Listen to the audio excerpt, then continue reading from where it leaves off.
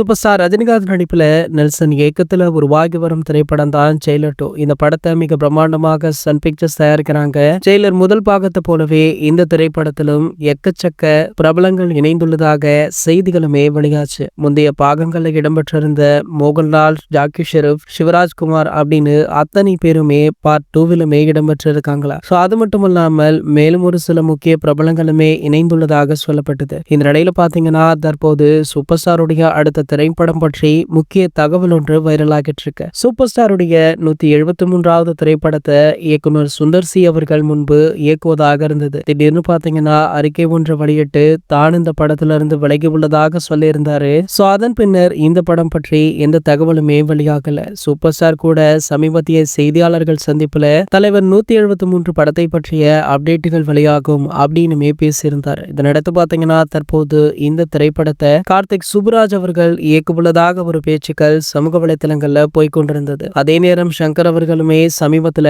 Super ஸ்டாரை சந்தித்து ஒரு சில பேச்சுவார்த்தைகளுமே நடத்திருக்காரு. சோ தலைவருடைய 173வது படத்துடைய கதை விவாதங்கள் சூடுபிடிக்க ஆரம்பிச்சிருக்கு. இன்னும் 2 அல்லது 3 நாட்கள்ல இந்த படத்துடைய இயக்குனர் யார் அப்படின்றது தெரிய வரும் அப்படின்னு சூப்பர் ஸ்டாருடைய தரப்புல இருந்தே ஒரு சில தகவல் எல்லாம் லீக் ஆகிருக்கு. இது போன்ற செய்திகளை பற்றி நீங்க உடனே தெரிஞ்சுக்க நம்மளுடைய சேனலை மறக்காம சப்ஸ்கிரைப் பண்ணிக்கோங்க.